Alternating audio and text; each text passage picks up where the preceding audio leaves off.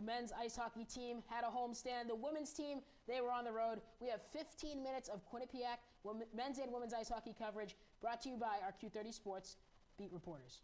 It's all coming up right now on the Neutral Zone.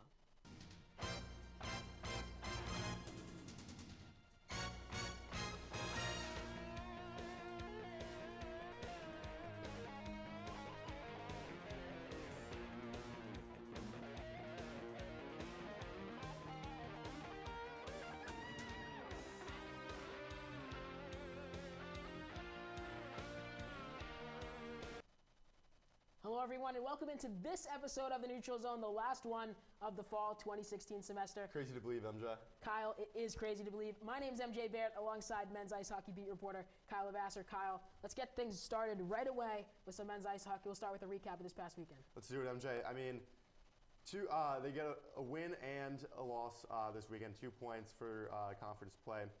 You know, they beat RPI 4-1, a team they really should beat.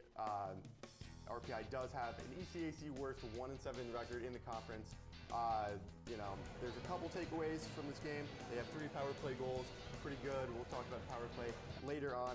Tierney McMaster also gets a goal, but then he gets hurt right after he came off an injury. The first game back, he gets hurt. He didn't end up playing in the Union game. That's right. He missed 3 games, comes back for this RPI game, and then all of a sudden he takes another blow to the knee and he's out. Exactly, and that's a big loss for them. Absolutely. He could add a lot of depth on this team, take a lot of the pressure off some of the more elite goal scorers in Landon Smith, Tim Clifton, give them a little more time and space to score those goals. Let's focus a little more on the Union game because I thought that was a little more interesting, and Union is just one of the teams that they might see later down the stretch in Lake Placid. They lose 5-2, but they outshoot Union 54-17.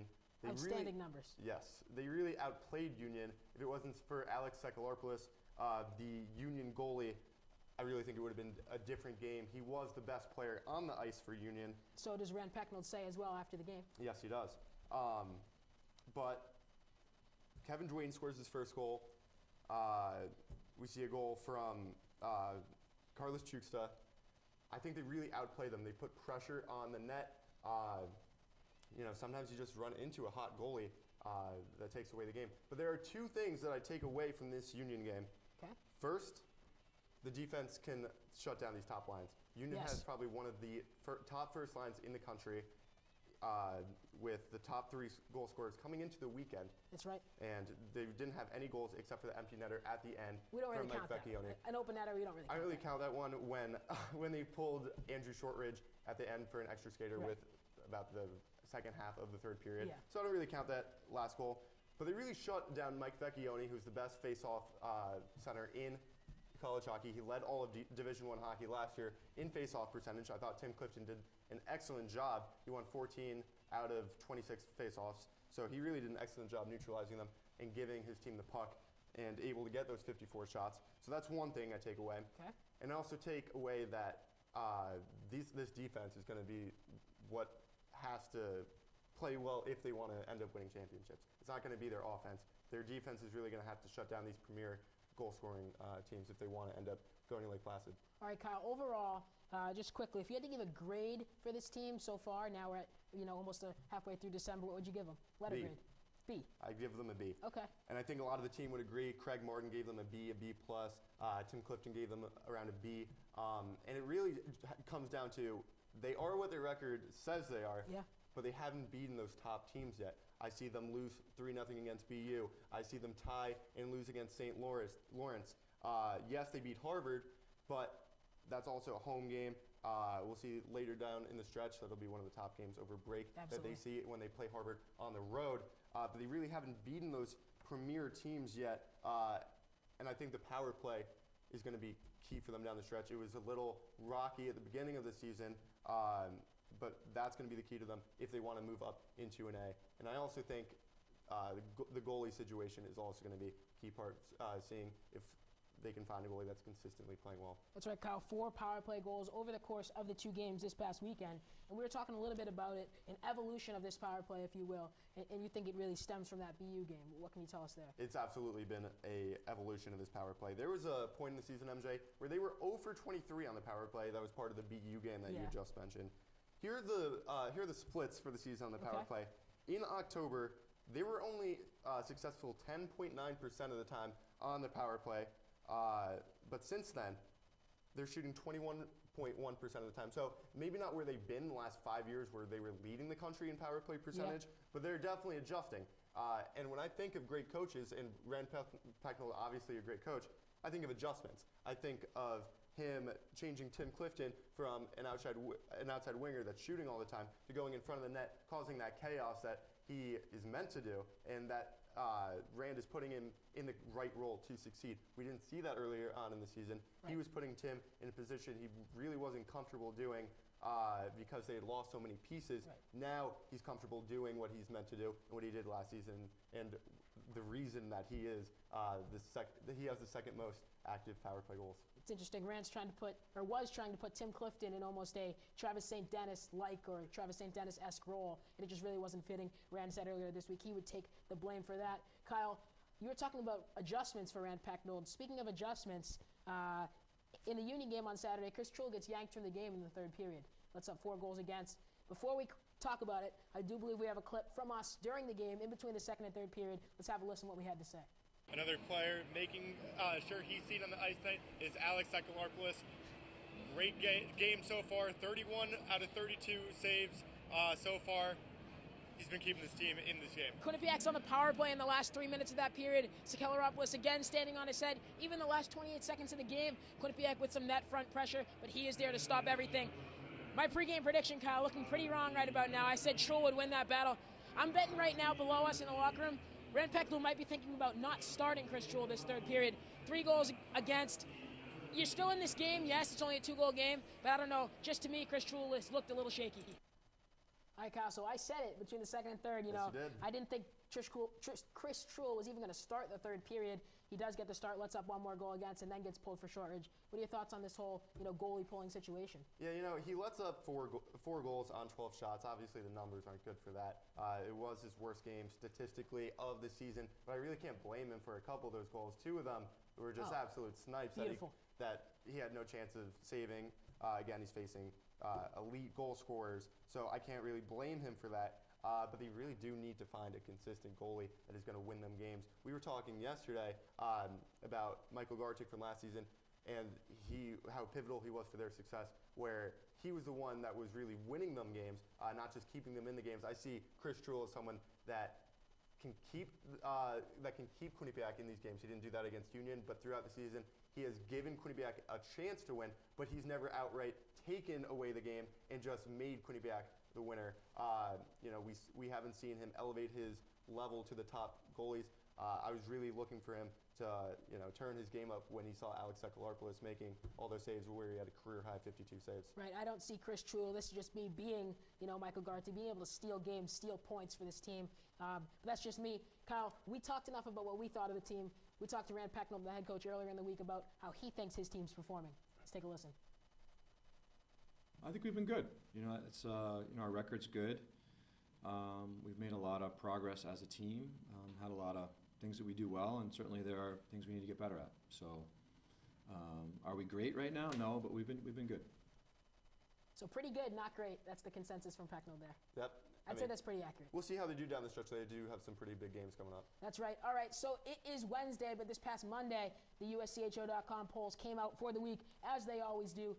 We'll take a look at them right now for you. Quinnipiac, of course, the Bobcats, they do fall 2 spots this week from number 5 to number 7. Penn State, though, look at that. They're up from the 7 spot, up 4 spots to the 3 spot. 2 wins this weekend for Penn State against Michigan. Minnesota Duluth, though, of course, still the number 1 team. They've stayed there for a couple weeks now. Same with Denver, number 2. 44 first-place votes for Duluth and 6 for Denver. Kyle, what are your predictions not your predictions, your reaction to this poll?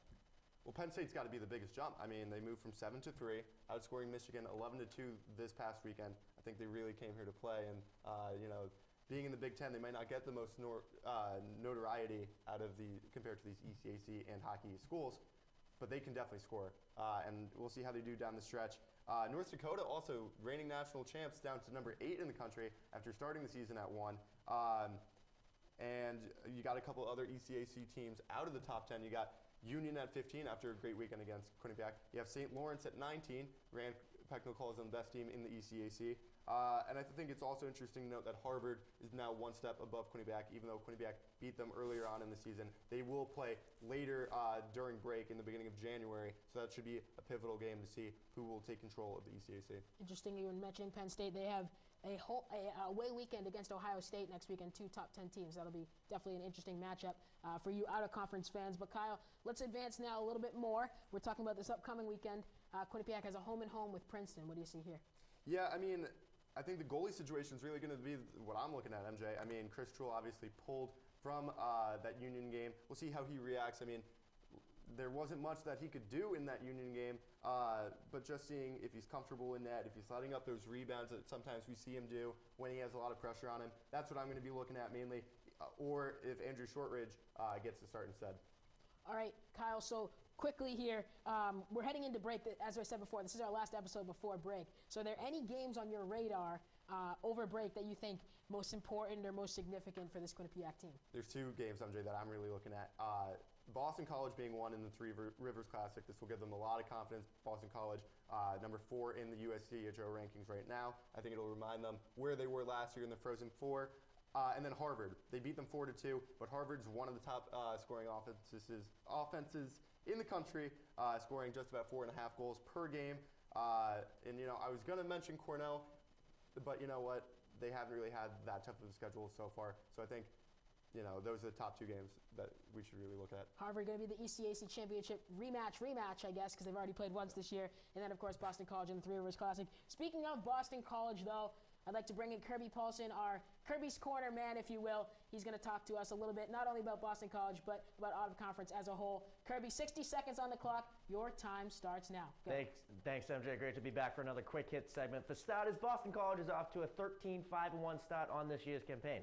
Lest we forget, they had 7 early departures, including freshman forward Miles Wood, sophomore forward Alex Tuck, and 2015-2016 Richter Award winner and outstanding goaltender Thatcher Demko.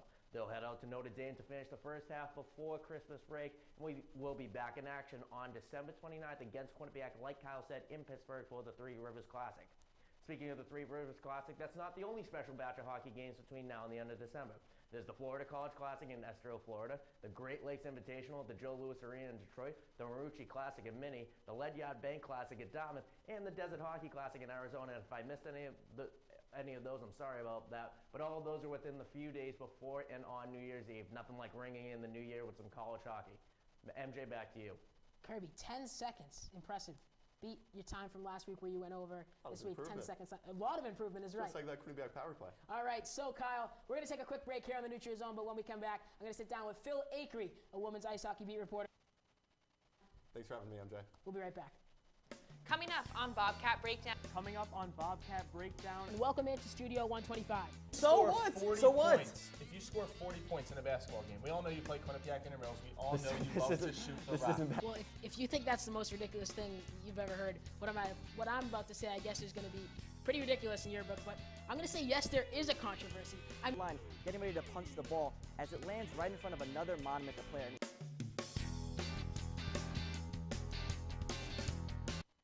It's 9:30 Eastern, and you know what that means. Sports Pause is on the air. Ball played up the middle.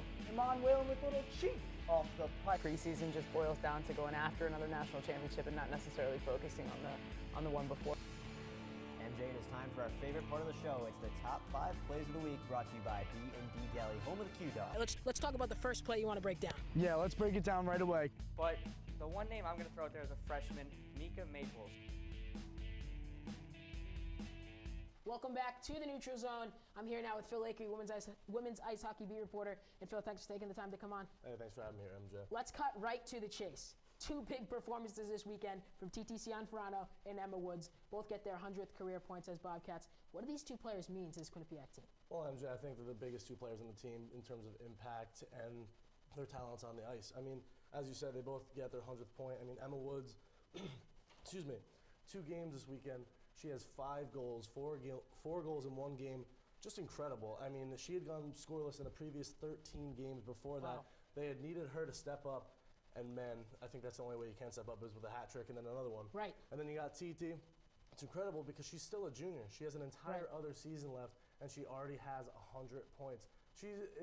we've all known that she's one of the best scorers in the ECAC, if not the country. I think she's tied for a few of the top offensive categories in the country. But it's great to see both those players step up when they really needed them against pretty bad teams like Union and RPI. All right, Phil, so 2-0 on the weekend where the Bobcats 4-0 win over Union and 6-1 win over RPI. But you talked about there's some line shakeups in there. What do you got for us? Yeah, for sure. I mean, Cass Turner threw us for a loop when she announced the starting lineups. You had Sarah Ev Katugabu, the freshman from Quebec, who is usually on the second line now, and she got the start. Kenzie Prater, very good, usually on the second line. But Emma Greco, usually on the third line, got the start. And same with Kate McKenzie, and also freshman Abby Ives, the goaltender, had her first career shutout against Union. She's probably the goalie of the future. All right, so we're going to jump now, Phil, to your top 3 teams, I guess, or however we want to call this, in the ECAC. You picked up some rankings for us. So let's start with number 3. And again, for our viewers, this is so far this year, not necessarily how he thinks the year is going to finish out. Yeah, I'm going to say number 3 is Quinnipiac. I mean, they've done a great job of staying relevant, even though they've lost a lot of talent. They're 13-4-3, and they're fantastic on the road. At number 2, I'm going to say St. Lawrence. Really, they have to be the second team because they're, again, 9-0 on the road, 15-1 overall. They limit opponents to just about 1 goal a game. Number 1 is going to be Clarkson, the reigning NCAA champs from a year ago. They are also 9-1 on the road, and they score almost 4 goals a game, led by senior talent Shay Tiley and Kaylee Mercer. Phil, thank you so much. Real quick, just for our viewers, Quinnipiac does not move in the poll this week. They stay at number 8, and 27-day break for this Bobcat team. Next time they'll be in action December 30th here at High Point Solutions Arena. So that is no games before the holiday season for Cass Turner and the Bobcats. That is all the time we have today on the Neutral Zone. For more of our information, you can check us out on our website at www.q30television.com and, of course, on social media at Q30 Sports. We'll see you in 17, ladies and gentlemen. Thanks for checking in.